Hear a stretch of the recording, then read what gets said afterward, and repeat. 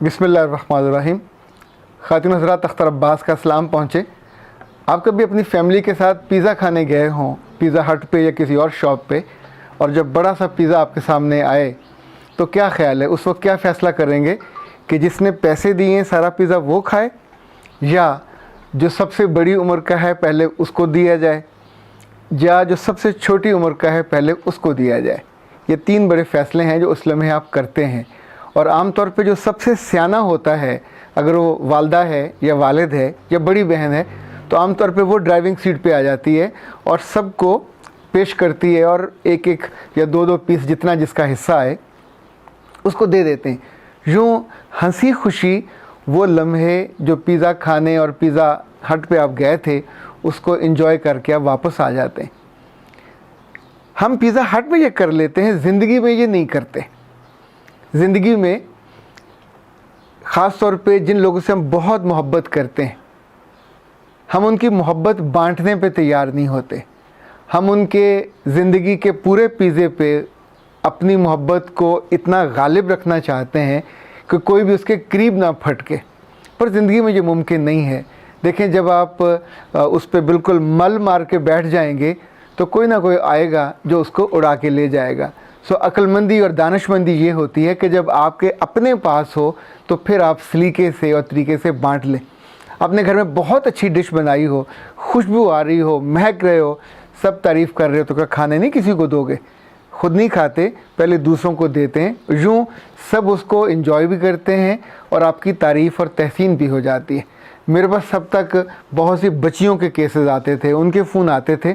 अभी कुछ माओ के फ़ोन भी आए। कुछ माओ ने तो बाकायदा गुस्से में कहा, कुछ ने बड़े प्यार से और दुलार से कहा, बेटा तुम सबको समझाते हो, ज़रा हमारे बारे में भी सोचो कि हमने जिन बेटों को पाला, जिनको पैदा किया, जिनको जन्म दिया, उनको बड़ा किया, और जब ये बड़े हो गए 20, 22, 24 साल में, तो एक लड़की आती है छुई मुई सी, पतली सी, सूखी सड़ी सी, और आके हमसे छीन के ले जाती है। तो मैंने उनसे मुस्कुराते हुए कहा कि ए प्यारी माओ, अगर तुम ज़हनी तौर पे तैयार हो जाओ कि 25 साल तुमने अकेले उसकी मोहब्बत का मज़ा लिया, और उसको तैयार किसके लिए किया? ज़िंदगी के लिए, ताकि वो ख़ुद एक घर का सरबराह बनेगा।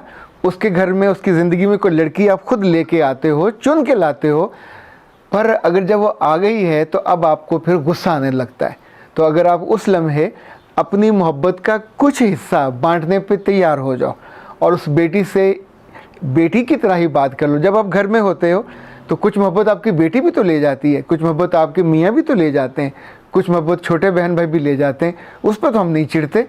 वो जो लड़की बाहर से हम लेके आए हैं 400 बंदों की मौजूदगी में, उससे हम सिर्फ ये शिकवा करते हैं और गिला करते हैं कि वो हमसे हमारे बेटे को छीन के ले गई, वो ले उड़ी। अच्छा, अगर आप उसको प्यार मोहब्बत से उसका कुछ शेयर दे दें तो with the passage of time और 10 साल आपकी मोहब्बत आपके पास रहेगी। पर अगर उसको आप भूखा रखोगे और सब तो खा रहे होंगे पिज़्ज़ा और वो बेचारी नहीं खा रही होगी, तो उसकी वीरान रातें और उजड़े हुए दिन आपको बद्दुआएं भी देंगे। फिर वो प्लान करेगी, फिर वो साजिश भी करेगी, फिर वो चीज़ों को मैनेज करेगी, और जो ही उसको वक्त मिलेगा। आपने कभी नोटिस किया, हमारे बेटे सालों बाहर नौकरियां करते हैं, हमें कभी डर नहीं लगता कि वो हमारे नहीं रहते, पर आप अपनी बहू को उनके साथ भेजते हुए डरते हो। क्योंकि जब आपने अपने मियाँ के साथ रहना शुरू किया तो क्या आपने भी अपने मियाँ को उसके माँ बाप से तोड़ दिया था?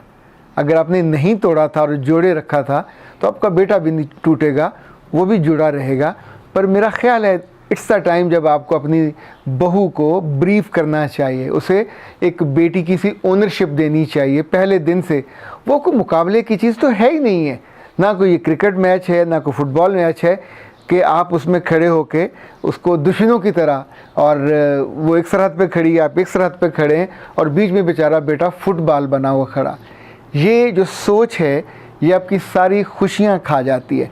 और मैं आपको एक दिलचस्प बात बताऊं, आपकी खुशियाँ खाने में आमतौर पे आपकी बेटियां भी शामिल होती हैं, क्योंकि वो भी उस लम्हे ये सोचती हैं कि हमारी माँ के साथ खड़े होके वो उसको एक कॉम्पिटिटर के तौर पे ले लेती हैं।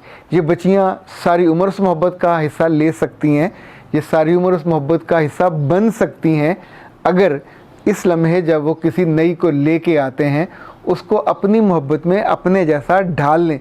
जब आप नहीं ढालते तो कुछ अरसे के बाद फिर वो अपनी मन मर्जी करती है, फिर उसकी ग्रोथ जैसे भी हो वो एक झाड़ी बनती है जो हर तरफ निकली होती है, उसके कांटे भी होते हैं, आपको लगते हैं, आपको ज़ख्मी करते हैं।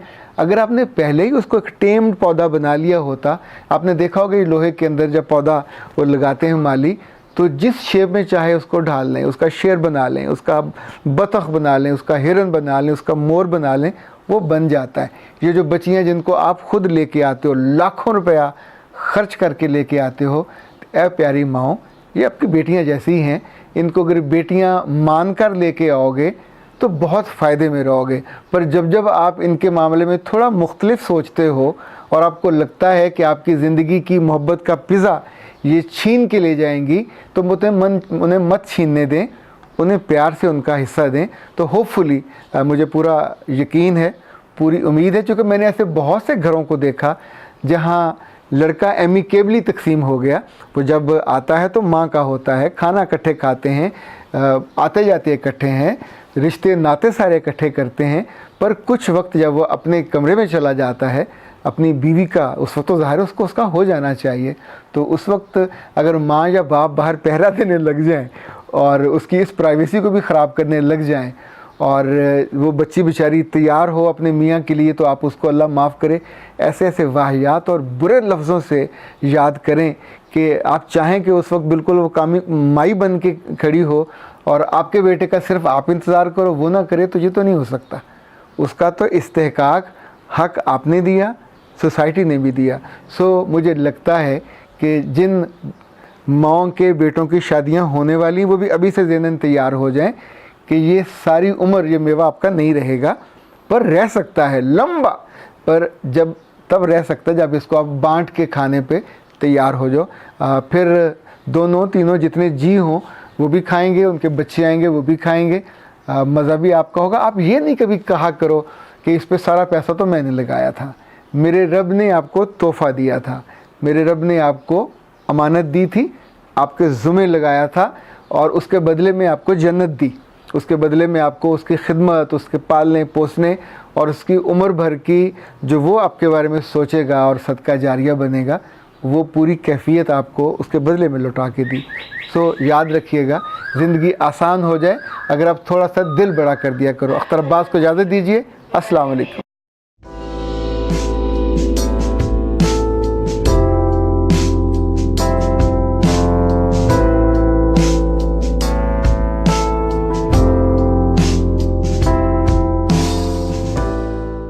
और आम तौर पे जो सबसे सियाना होता है, अगर वो वालदा है या वालिद है या बड़ी बहन है, तो आम तौर पे वो ड्राइविंग सीट पे आ जाती है और सबको पेश करती है और एक एक या दो दो पीस जितना जिसका हिस्सा है उसको दे देते हैं। यूँ हंसी खुशी वो लम्हे जो पिज़्ज़ा खाने और पिज़्ज़ा हट पे आप गए थे उसको एंजॉय करके आप वापस आ जाते हैं। हम पिज़्ज़ा हट में ये कर लेते हैं, ज़िंदगी में ये नहीं करते। ज़िंदगी में ख़ास तौर पे जिन लोगों से हम बहुत मोहब्बत करते हैं, हम उनकी मोहब्बत बांटने पे तैयार नहीं होते। हम उनके ज़िंदगी के पूरे पिज़्ज़े पे अपनी मोहब्बत को इतना गालिब रखना चाहते हैं कि कोई भी उसके करीब ना फटके, पर ज़िंदगी में ये मुमकिन नहीं है। देखें, जब आप उस पर बिल्कुल मल मार के बैठ जाएंगे तो कोई ना कोई आएगा जो उसको उड़ा के ले जाएगा। सो अक्लमंदी और दानिशमंदी ये होती है कि जब आपके अपने पास हो तो फिर आप सलीके से और तरीके से बांट लें। अपने घर में बहुत अच्छी डिश बनाई हो, खुशबू आ रही हो, महक रहे हो, सब तारीफ़ कर रहे हो, तो क्या खाने नहीं किसी को दोगे? खुद नहीं खाते, पहले दूसरों को देते हैं। यूँ सब उसको एंजॉय भी करते हैं और आपकी तारीफ़ और तहसीन भी हो जाती है। मेरे पास सब तक बहुत सी बच्चियों के केसेस आते थे, उनके फ़ोन आते थे, अभी कुछ माओ के फ़ोन भी आए। कुछ माओ ने तो बाकायदा गुस्से में कहा, कुछ ने बड़े प्यार से और दुलार से कहा, बेटा तुम सबको समझाते हो, ज़रा हमारे बारे में भी सोचो कि हमने जिन बेटों को पाला, जिनको पैदा किया, जिनको जन्म दिया, उनको बड़ा किया, और जब ये बड़े हो गए 20, 22, 24 साल में, तो एक लड़की आती है छुई मुई सी, पतली सी, सुखी सड़ी सी, और आके हमसे छीन के ले जाती है।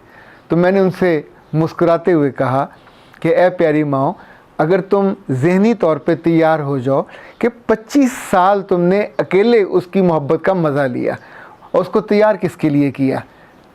ज़िंदगी के लिए, ताकि वो ख़ुद एक घर का सरबराह बनेगा।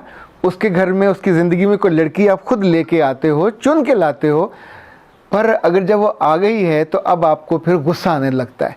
तो अगर आप उस लम्हे अपनी मोहब्बत का कुछ हिस्सा बांटने पे तैयार हो जाओ और उस बेटी से बेटी की तरह ही बात कर लो। जब आप घर में होते हो तो कुछ मोहब्बत आपकी बेटी भी तो ले जाती है, कुछ मोहब्बत आपके मियाँ भी तो ले जाते हैं, कुछ मोहब्बत छोटे बहन भाई भी ले जाते हैं।